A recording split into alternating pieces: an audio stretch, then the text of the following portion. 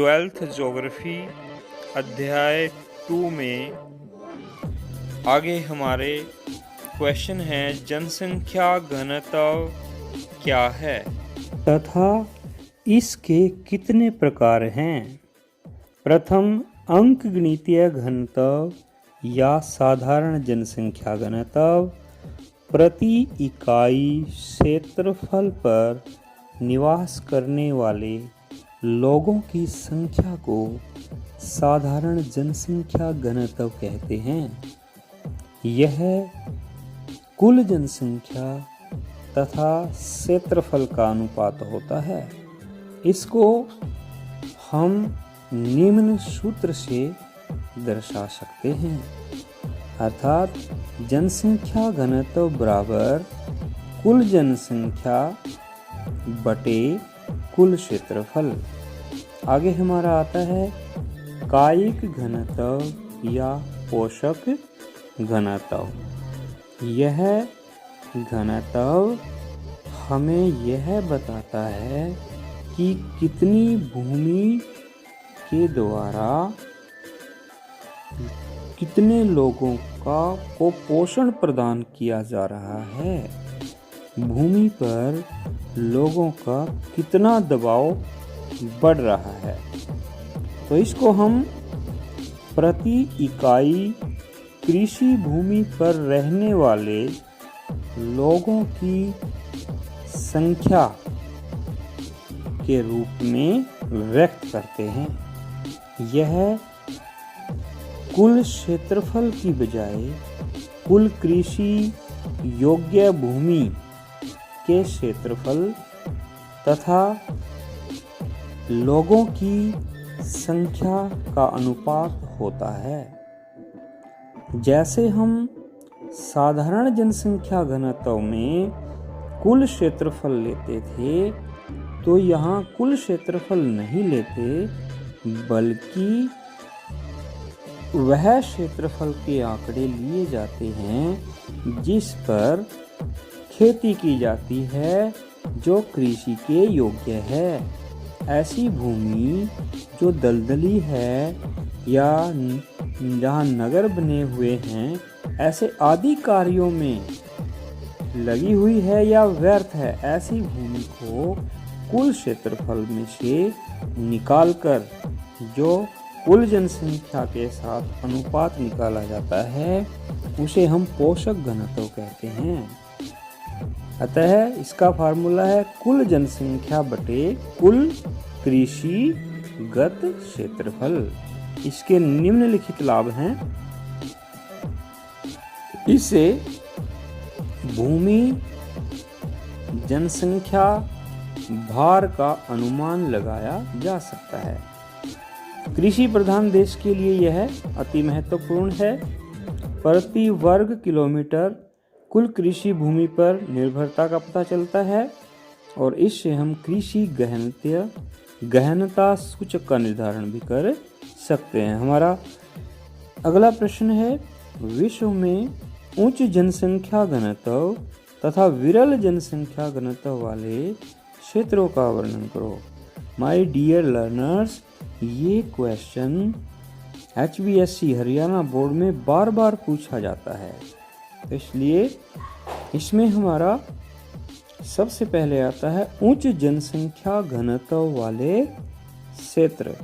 ऐसे क्षेत्र जहां घनत्व 200 व्यक्ति प्रति वर्ग किलोमीटर से अधिक हो, उसे हम उच्च जनसंख्या घनत्व वाले क्षेत्र कहते हैं। इसमें निम्नलिखित क्षेत्र आते हैं। सबसे पहले आता है मानसून एशिया। यहाँ चीन, Bharat, Bangladesh, Japan, Singapore, Indonesia आदि देश आते हैं। इन क्षेत्रों में, इन देशों में पर्याप्त वर्षा, उपजाऊ मिट्टी के कारण कृषि पर निर्भर जनसंख्या अनुकूलता से जीवन यापन करती है तथा विशेषतः नदी घाटियों में ही केंद्रित रहती है। और सिंगापुर का घनत्व तो 8,240 व्यक्ति प्रति वर्ग किलोमीटर है। दूसरा हमारा क्षेत्र आता है यूरोप। यूरोप में उद्योग, व्यापार, वाणिज्य संबंधी क्रियाओं के कारण अधिक जनसंख्या घनत्व नगरीय क्षेत्रों में सघनतम पाया जाता है। यूरोप में सघन जनसंख्या घनत्व इंग्लिश चैनल से लेकर नीपर नदी तक विस्तृत है, जिसे हम यूरोप की जनसंख्या की धुरी भी कहते हैं। तो यहाँ प्रमुख देश France, Germany, Britain, Holland, Netherlands आते हैं। आगे है उत्तरी अमेरिका का पूर्वी तट। यहाँ यूरोपीय प्रवासी लोगों के औद्योगिकरण के कारण यूएसए व कनाडा के पूर्वी तटीय भागों में जनसंख्या का घनत्व अधिक पाया जाता है। विरल जनसंख्या घनत्व वाले क्षेत्रों का यदि हम वर्णन करते हैं, ऐसे क्षेत्र जहां 1 से 2 व्यक्ति प्रति वर्ग किलोमीटर निवास करते हैं, उन्हें विरल जनसंख्या घनत्व वाले क्षेत्र कहते हैं। ये क्षेत्र पृथ्वी का 75% भाग, ये अर्थात 95 करोड़ वर्ग किलोमीटर क्षेत्र को घेरे हुए हैं। इनमें निम्न क्षेत्र सम्मिलित हैं: अति गर्म व शुष्क क्षेत्र। इसमें आते हैं सहारा का मरुस्थल, एटाकामा का मरुस्थल, थार का मरुस्थल, कालाहारी मरुस्थल तथा सोनोरन का मरुस्थल। यहाँ विरल जनसंख्या का सबसे बड़ा कारण वर्षा की न्यूनता है। आगे अति शीत क्षेत्र या ठंडे मरुस्थल भी हम इनको कह सकते हैं। इसमें साइबेरिया, ग्रीनलैंड, अंटार्कटिका तथा कनाडा का उत्तरी भाग सम्मिलित हैं।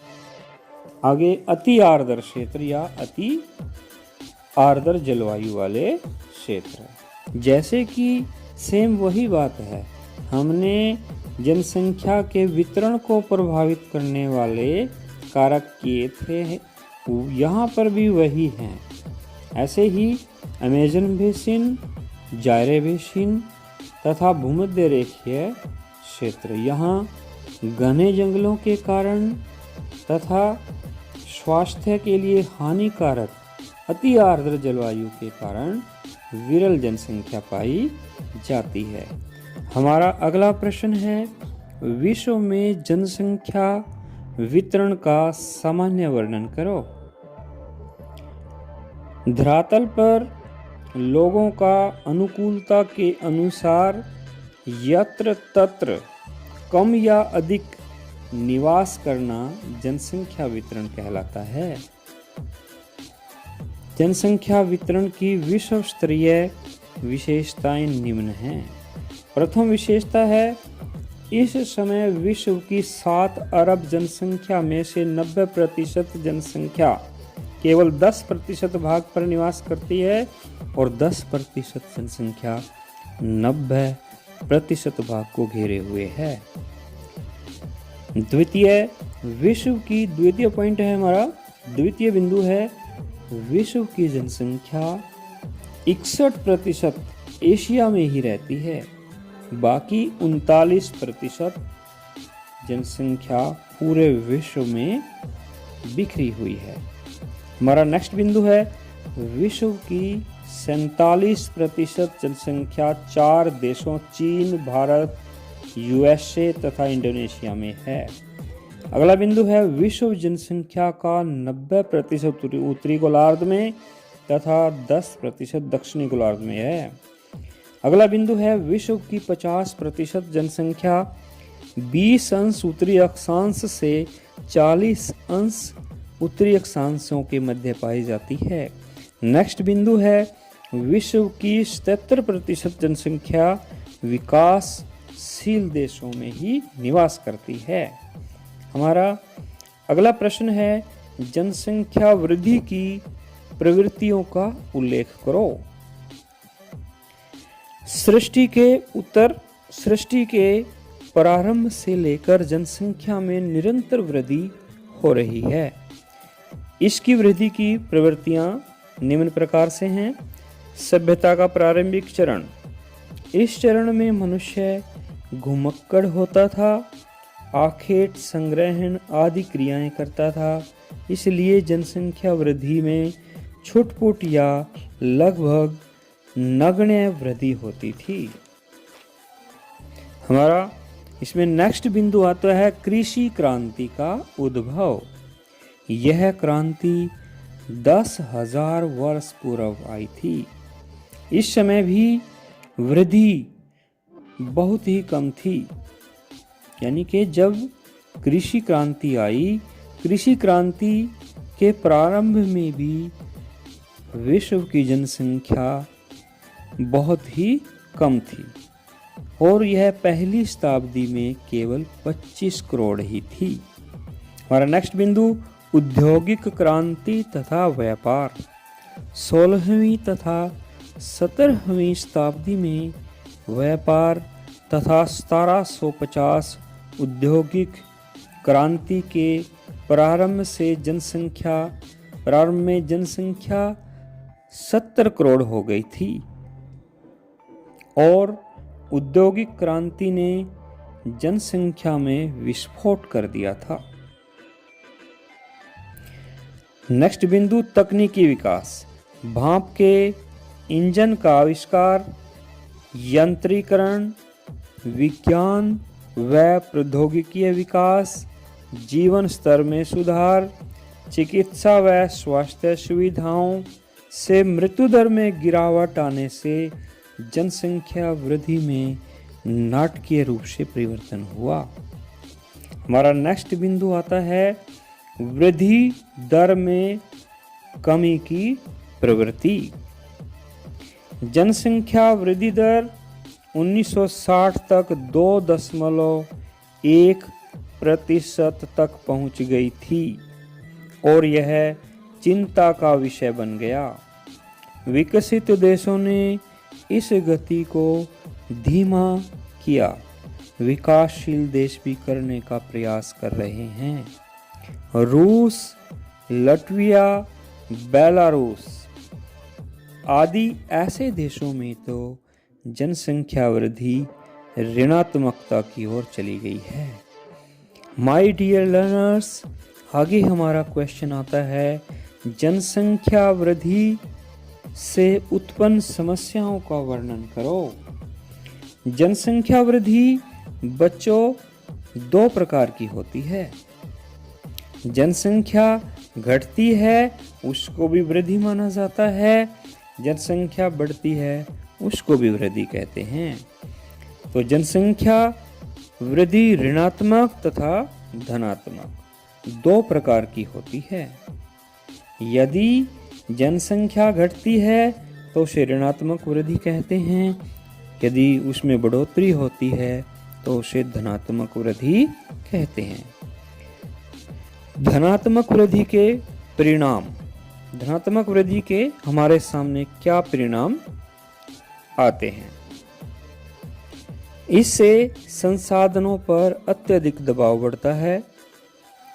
नंबर 2, संसाधन ह्रास में तीव्रता बढ़ती है। 3rd पॉइंट, जनसंख्या भरण पोषण में असमर्थता आने लगती है। 4th पॉइंट, भूखमरी, निर्धनता आदि जैसी समस्याएं, बेरोजगारी जैसी समस्याएं बढ़ती चली जाती हैं। नगरीकरण अनियंत्रित रूप से होना शुरू हो जाता है। इसलिए नेक्स्ट बिंदु है अनियंत्रित नगरीकरण से अवैध, अनाधिकृत, गंदी बस्तियां तथा झुग्गी झोपड़ियों का विकास होने लगता है, विशेष प्रकार से विकासशील देशों में। 7वां बिंदु है बेरोजगारी अनियंत्रित रूप से बढ़ने लगती है। इसमें सरकार और संसाधनों में असहाय महसूस होने लगता है, सरकार असहाय महसूस करने लगती है। 8वां बिंदु है कृषि भूमि गहनता सूचक उच्च होने लगता है। मिट्टी के उपजाऊपन के ह्रास जैसी समस्याएं हमारे सामने आने लगती हैं। आगे 9वां बिंदु है महंगाई में तीव्र वृद्धि होने लगती है। महंगाई, बेरोजगारी आदि समस्याएं सूरसा की तरह मुख फैलाने लगती हैं। आगे हमारे ऋणात्मक वृद्धि के परिणाम भी सामने आते हैं। ऋणात्मक वृद्धि के क्या परिणाम हैं? फर्स्ट बिंदु है संसाधनों का अपूर्ण उपयोग होता है। पूर्ण उपयोग नहीं हो पाता क्योंकि जनसंख्या कम होती है। दूसरा बिंदु है संसाधनों व जनसंख्या में असंतुलन उत्पन्न हो जाता है। तीसरा बिंदु है देश की आधारभूत संरचना में अनिश्चितता उत्पन्न होने लगती है। फोर्थ और अंतिम बिंदु है सामाजिक व्यवस्था तथा अर्थव्यवस्था में अंधकार में भविष्य नजर आने लगता है। माय डियर लर्नर्स, इस अध्याय के जो अन्य क्वेश्चन बचते हैं उनको पार्ट 3 में इसी प्रकार से बहुत अच्छी तरीके से चित्रों के माध्यम से, मानचित्र के माध्यम से एक्सप्लेन किया जाएगा। Thank you very much. यदि आपको यह चैनल अच्छा लगे सब्सक्राइब करें, अपने दोस्तों को भी सब्सक्राइब करवाएं, लाइक करें, फ़ायदा उठाएं और 90% से अधिक अंक प्राप्त करें। प्यारे बच्चों, आपके बोर्ड के एग्ज़ाम में इनसे बाहर प्रश्न नहीं आ सकते। यदि आप सारी वीडियो ध्यान से देखते रहें, नोट्स बनाते रहें, तो आपके 90% से अंक अधिक आएंगे ही आएंगे। Thank you very much. Go meritorious.